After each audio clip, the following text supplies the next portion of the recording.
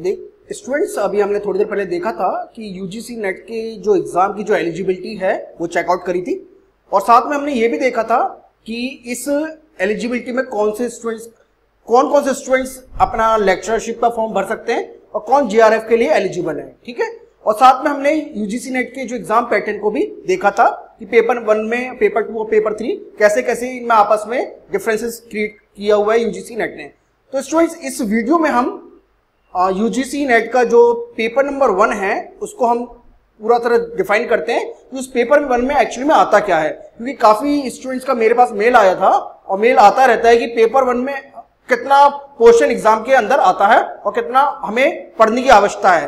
ठीक है, और नेक्स्ट उसमें पार्ट में हम उसके अंदर जो पेपर 1 से रिलेटेड जो बुक्स हैं उसके बारे में मैं आपको बताऊंगा, और पेपर साथ में जो बुक्स से पहले आपका जो क्वेश्चन पेपर्स है उसको कैसे सॉल्व करना है उसको हम देखेंगे। ठीक है स्टूडेंट, देखिए जो आपका यूजीसी नेट का पेपर नंबर 1 है वो जनरली 7 से 8 पार्ट में डिवाइड है, और उस पार्ट में कौन कौन से इंपॉर्टेंट पार्ट हैं और हर पार्ट के अंदर कितने कितने क्वेश्चंस आते हैं ये भी हम उसमें चेकआउट करेंगे।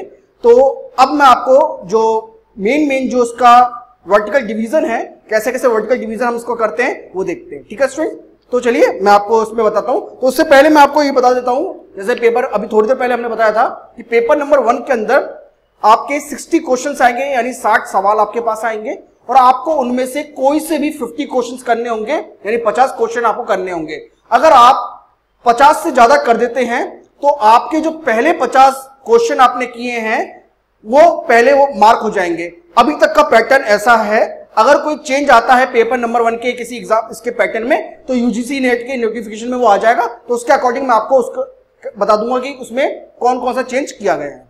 ठीक है स्टूडेंट, चलिए हम सबसे पहले पेपर नंबर 1 का जो डिवीजन है उसको देख लेते हैं कि पेपर नंबर 1 में एक्चुअली में कितने पार्ट आते हैं और कौन से पार्ट से कितने कितने क्वेश्चन हमारे आते हैं।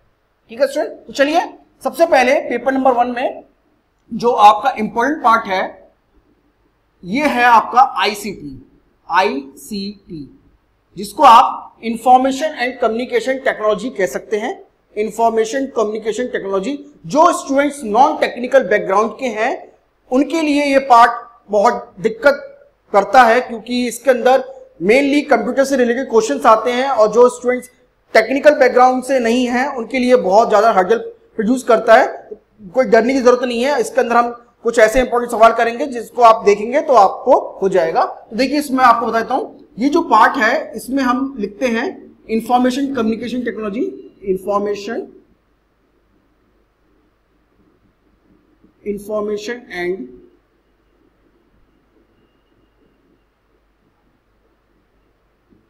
कम्युनिकेशन टेक्नोलॉजी, टैग से मैंने बता दिया। और इसके अंदर जो आपके क्वेश्चंस आएंगे, अब तक का जो पैटर्न रहा है उसके अंदर इसमें 6 क्वेश्चंस इसमें आते हैं। मैं आपको लिख देता हूं, इसके अंदर जो आपके क्वेश्चंस आते हैं वो 6 क्वेश्चंस आते हैं।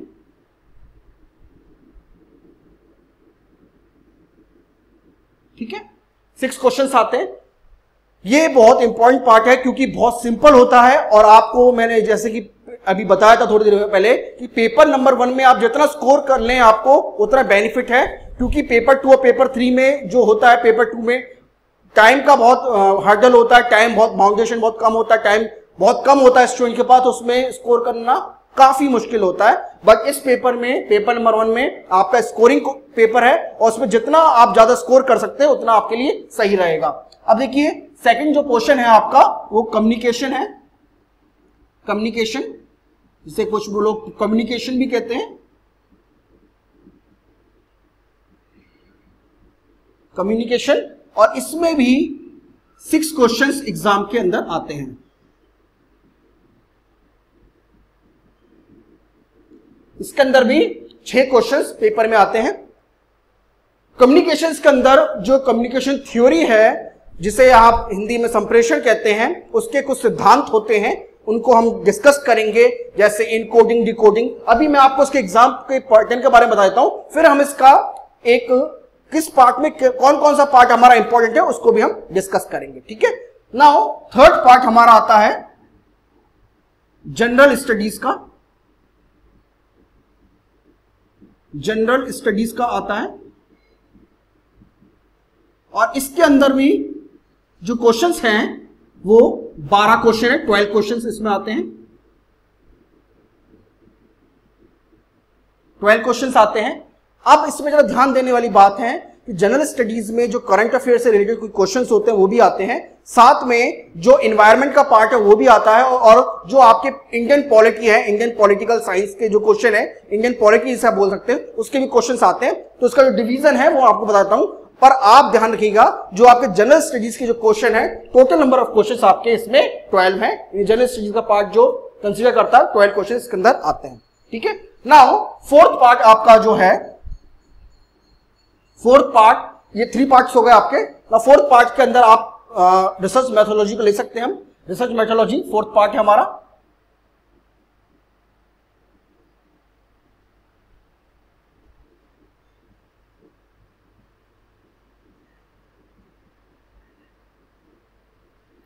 इसके अंदर भी जो क्वेश्चनों की संख्या है वो 6 है, ठीक है। तो 6 क्वेश्चंस इसके अंदर से भी आते हैं। अब देखिए रिसर्च मेथोडोलॉजी, जिसे शॉर्ट में आरएमबी कहते हैं, ये बहुत ज्यादा अच्छा रोल प्ले करता है एग्जाम के अंदर, क्योंकि मैक्सिमम स्टूडेंट्स को इसमें बड़ी दिक्कतें होती हैं।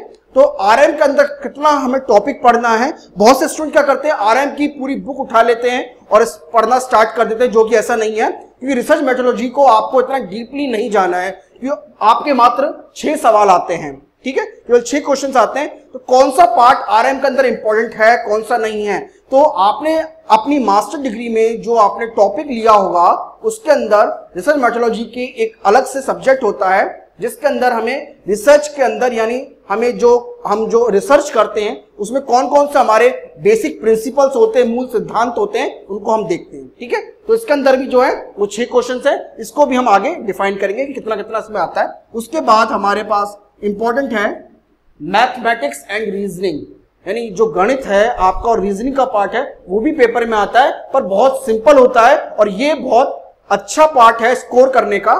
तो mathematics and reasoning, mathematics and reasoning part, और इसमें 12 क्वेश्चंस आते हैं एग्जाम के अंदर, 12 क्वेश्चंस इसके अंदर आते हैं मैथमेटिक्स एंड रीजनिंग पार्ट में, ठीक है। तो ये जो है आपका, ये स्कोर करने के लिए सबसे बेस्ट चीज है, आप इसमें बहुत ज्यादा स्कोर कर सकते हैं, और क्योंकि जो क्वेश्चनों का जो लेवल होता है बहुत ज्यादा टफ नहीं होता, बहुत सिंपल होता है, ठीक है। और इसमें क्या क्या हमें पार्ट पढ़ना है, तो मैथमेटिक्स एंड रीजनिंग पार्ट में हम वो पढ़ेंगे, ठीक। चलिए 6 पार्ट जो हमारा है, इसके अंदर अब जो हमारा जो नेक्स्ट पार्ट है वो आता है पैसेज एंड कॉम्प्रिहेंशन, जिसको आप रीडिंग कॉम्प्रिहेंशन कह सकते हैं, पैसेज कह सकते हैं, कॉम्प्रिहेंशन वॉट एवर आपको जो भी कहना है। यानी एक ऐसा आर्टिकल आता है, एक पैराग्राफ आता है, हिंदी और इंग्लिश में आता है, जिसके अंदर हमारे पास क्वेश्चंस आते हैं, और इसके अंदर भी जो क्वेश्चंस आते हैं वो 6 क्वेश्चंस होते हैं। और स्टूडेंट्स ये बहुत सिंपल होता है, आपको वो जो पैसेज है, आपकी जो अंडरस्टैंडिंग है, उसी से रिलेटेड जो क्वेश्चन पूछा जाता है उसी का केवल आंसर देना होता है, ठीक है। तो इसमें हम लिख देते हैं पैसेज या फिर आपका कॉम्प्रिहेंशन।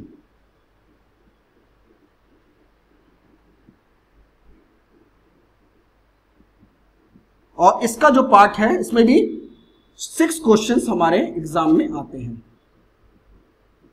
ठीक है, 6 क्वेश्चंस आते हैं। नेक्स्ट पार्ट हमारा है टीचिंग एप्टीट्यूड, बहुत इंपॉर्टेंट है और बहुत सिंपल क्वेश्चन होते हैं ये टीचिंग एप्टीट्यूड के, ठीक है। तो टीचिंग एप्टीट्यूड,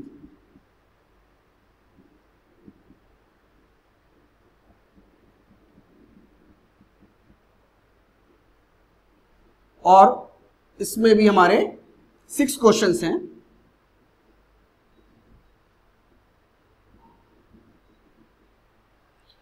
तो ये हमारे 7 पार्ट हैं। अब लास्ट पार्ट जो कि बहुत इंपॉर्टेंट पार्ट है, डेटा इंटरप्रिटेशन, और स्टूडेंट्स को इसमें काफी दिक्कतें आती हैं।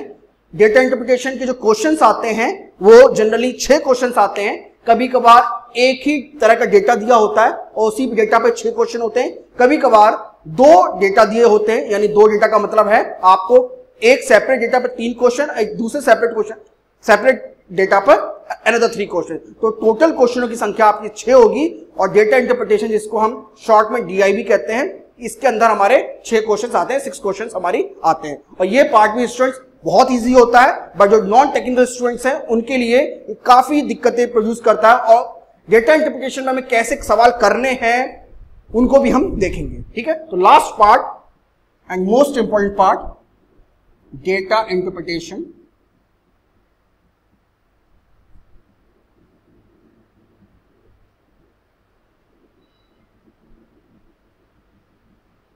और इसके ऊपर भी 6 क्वेश्चंस हमारे होते हैं। अब देखिए स्टूडेंट्स, हमने पेपर 1 को 8 पार्ट में डिवाइड कर लिया। ICT जिससे हम इंफॉर्मेशन कम्युनिकेशन टेक्नोलॉजी कहते हैं, उसमें 6 क्वेश्चंस। सेकंड पार्ट कम्युनिकेशन जिसपे भी 6 क्वेश्चंस होते हैं। नेक्स्ट पार्ट जनरल स्टडीज, इसमें भी हमारे 12 क्वेश्चंस होते हैं। Research methodology part 6 question. Then next part mathematics and reasoning 12 questions. Then 6th part passage and comprehension 6 question. And 7th part teaching aptitude question part 6 question. And last one is data interpretation जिसके अंदर हमारे 6 question होते हैं। ठीक, अब आप देखिए कितने क्वेश्चन हो गए, 6 6 12, 12 12 24, 24 and 6 30, 30 and 12 42, 42 and 6 48, 48 and 6 54 and 54 and 6 60 question. यानी हमारे पास जो टोटल क्वेश्चंस हो गए, टोटल क्वेश्चंस हो गए वो हो गए 60 क्वेश्चंस।